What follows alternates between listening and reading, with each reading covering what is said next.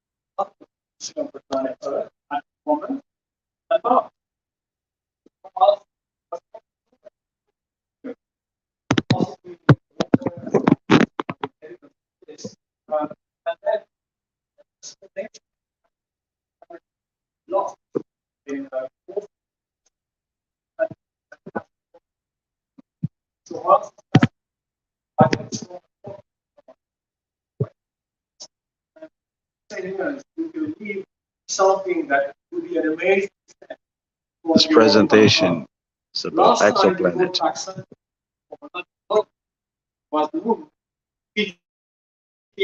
Nobel Prize Didier Queloz is speaking.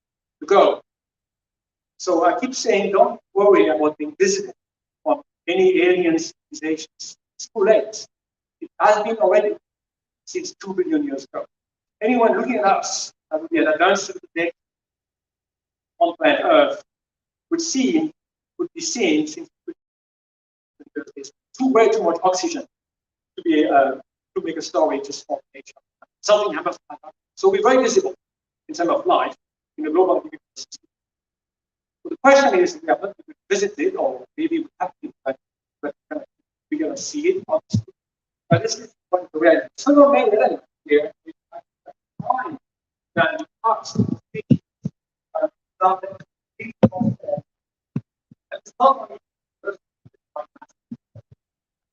it's not about 5,000 started to be addressing the food problem.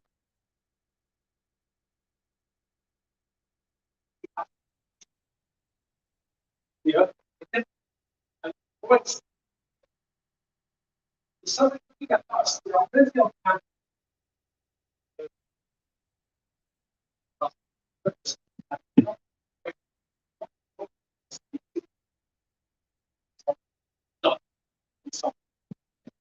But if we don't be study that, we'll be able to tell you that whether maybe we are the only planet amongst the hundreds of Earth-like planets around us or not. I have no idea what's going to happen, but this is the reality of science. So there's a very interesting element into that for this meeting. How can we do that? So I hope you understood that right now I'm talking about a topic which is far beyond my context. I'm a physicist, I'm an astrophysicist. I'm not a chemist, I'm not a biochemist, I'm not a biologist, I'm not a scientist. A lot of stuff here, but I had no idea really what it was before I started talking to this people, trying to understand what it is. So I think this is very fascinating also as a challenge. Complex problem like this one cannot be addressed with only a single system. It has to be addressed in a kind of global team. And that is quite an interesting challenge because the way the system, educational system is working, the way the university operating, the way the pedagogy doesn't really fit with this kind of concept. It's very difficult to work through the, already established system. Because of this. So the kind of trick we're using, and I say we and a couple of colleagues in Harvard, in Chicago, and Cambridge, in Arcadia, we have started to develop a specific program for that. I just mentioned two of them, but there is others. If you want to go to it, I have more detail. What I call it innovative collaboration. So we try to make it work. This is one of the reasons why I was interested in terms of this meeting, which is to send this message to you. I think this innovative collaboration problem is applicable for global warming as well. It's applicable for AI as well. It's applicable for post-human as well. And these are really big challenges. But we much beyond the technical, a lot of social elements and low elements and economics elements. So the key here, you're just not going to focus on one key topic, which is the momentum problem. Try to understand really why life is why you have life in the universe. I think you have matter, you have some understanding why the matter functions like that. What about life? Is life an absolute follower as soon as you have matter? It has to come. If you have the right conditions, the right elements, it has to come. Or is it completely unlikely and it's just once amongst billions and billions probability? And we don't really know yet. The idea of pushing this program, it must be quite easy to develop life, but it doesn't mean it's easy to grow. You may have life somewhere and it disappear. Maybe it happened on the maybe it happened on us as well. And that is really something that we are going to find. So I will leave you with this. Hopefully, kind of this interesting statement that this is happening right now. And this is something that we will do. Not me, but the future generation of scientists. This is really a vast agenda. Stop here.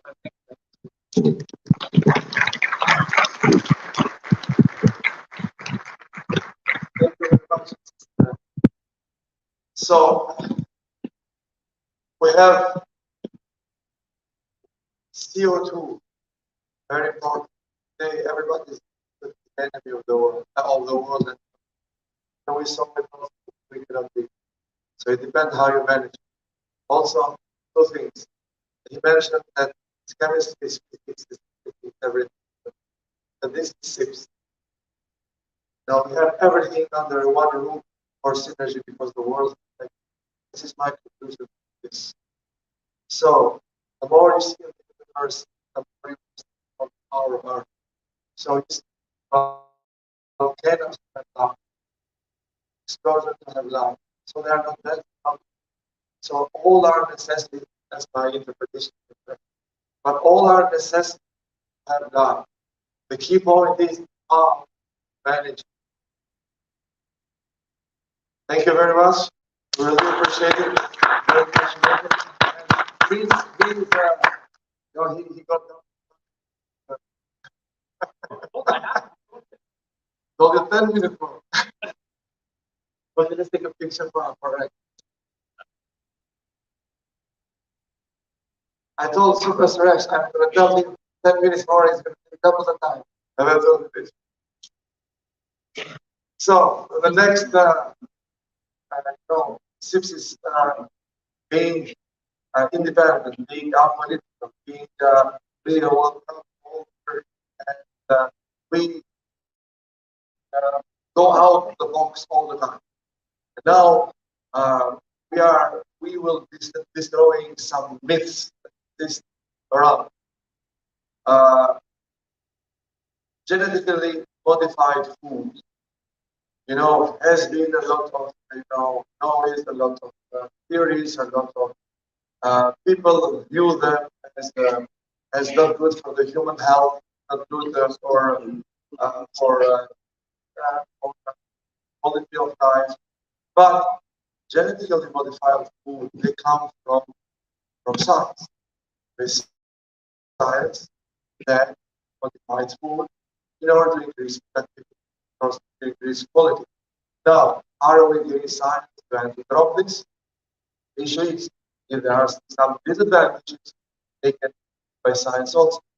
And here we are with demystifying the genetically modified food practice and theory, Professor Roberts, Nobel laureate in medicine.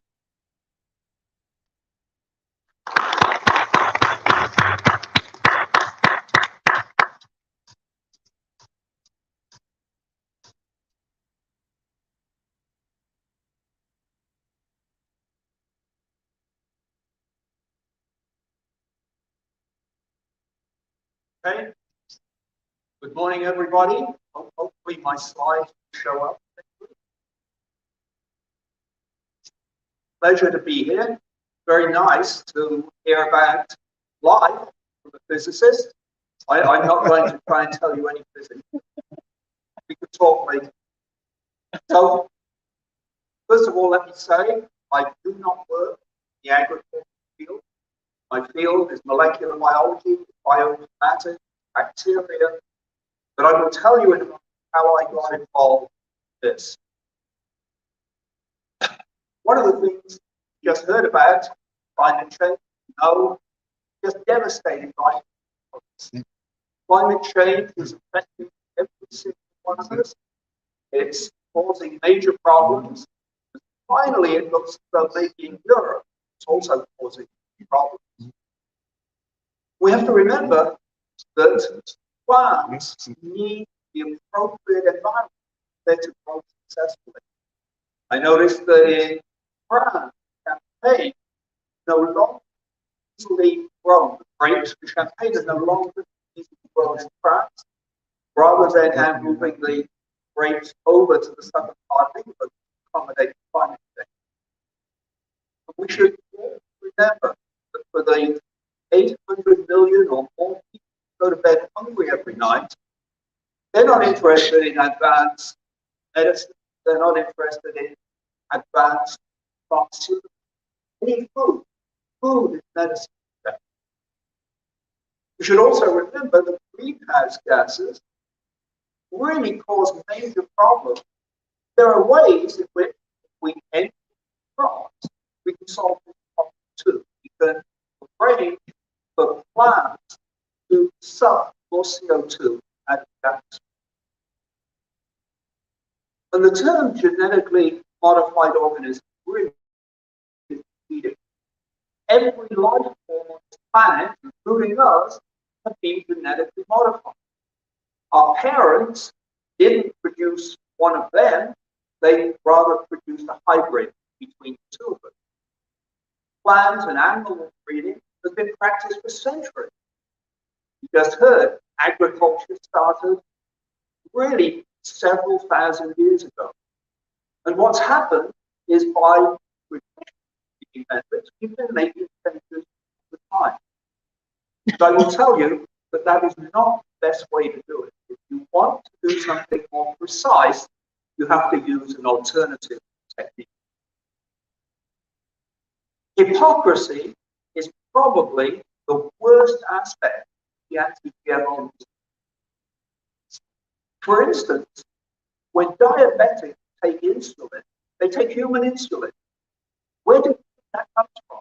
Think humans are going around donating this insulin? No. The human insulin comes from a genetic modified organism. Take the gene, the human insulin, put it into a bacteria or a yeast, and then we can produce a human insulin as needed for diabetics. Why are the anti-GMO people not opposed to that? Similarly, why did they accept the vaccine, COVID-19, so quickly? Within 12 months, Europeans claim precautionary principle. Oh, we must do anything fast.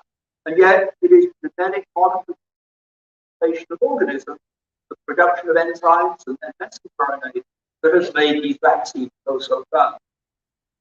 But perhaps one of the worst aspects of all of this is that the Europeans import millions of tons of GMO products every year to feed their animals.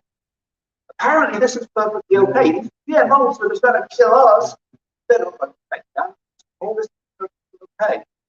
This is what I mean by hypocrisy. I want to tell you how I got started on this.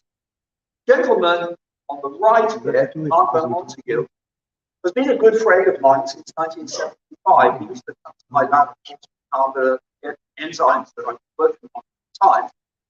And for his 80th birthday, they put on a big celebration in Ghent.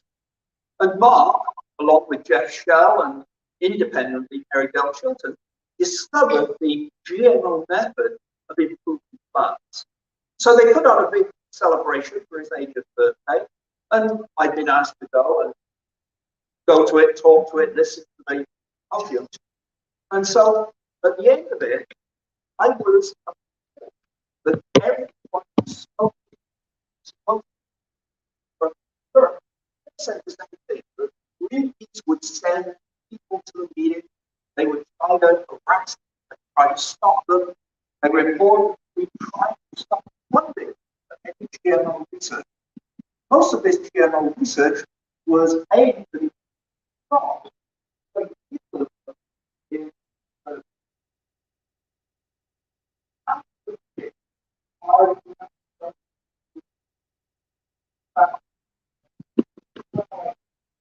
Isso aí, a gente deu uma saidinha da sala agora para poder comentar. E nós acabamos de ver agora dois prêmios Nobel falando. Um prêmio Nobel de Física, né, o professor Didier Queloz, e agora um prêmio Nobel de Medicina, o Dr. professor Roberts também, falando sobre alimentos geneticamente modificados. E uma coisa interessante,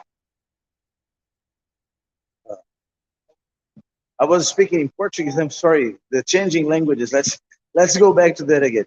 We've just seen two Nobel Prize winners speaking at the conference at SIPS, yes, and the first one was Professor Didier Queloz, was talking about exoplanets, his presentation, and also Professor Roberts, that is speaking about genetically modified organisms, GMOs, genetically modified food, genetically modified living organisms at all.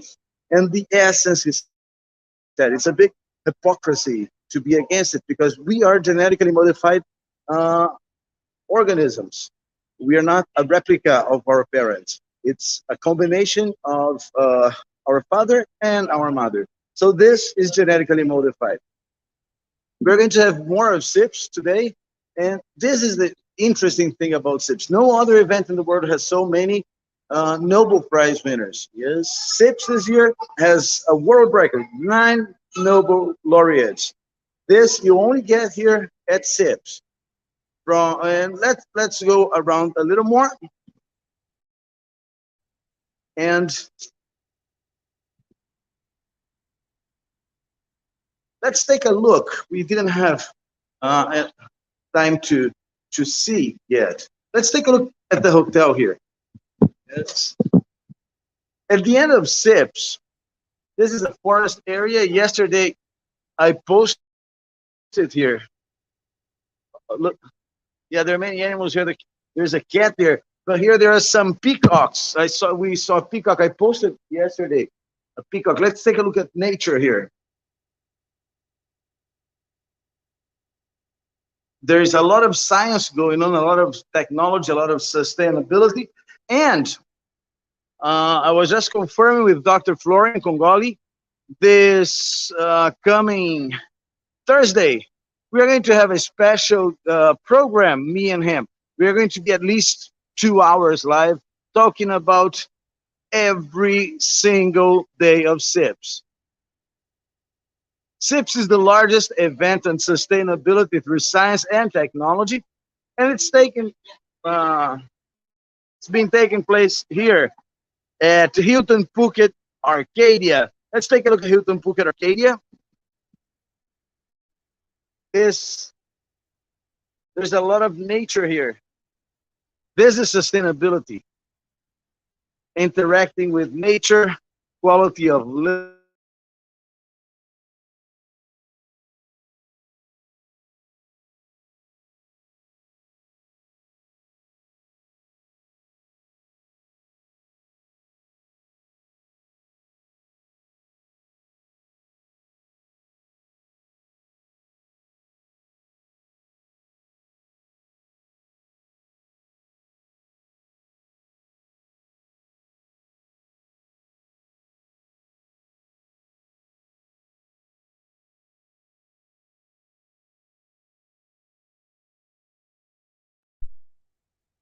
Well, our connection is back.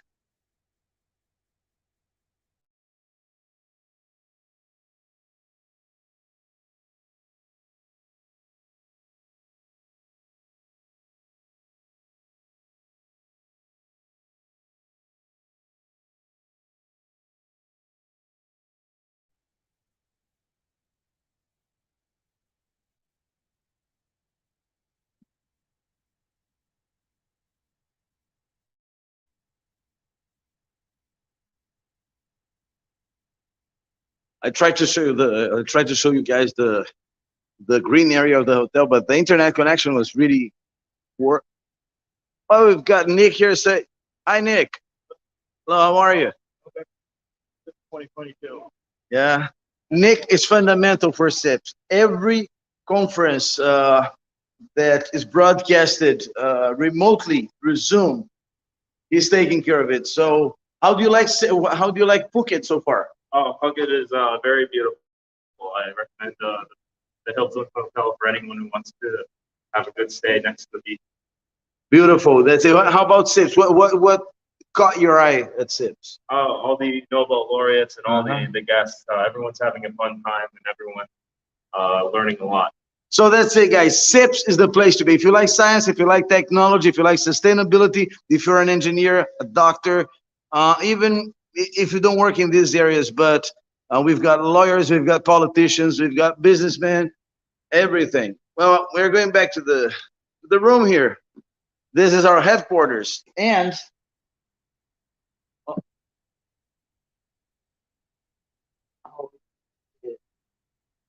I think it, yeah.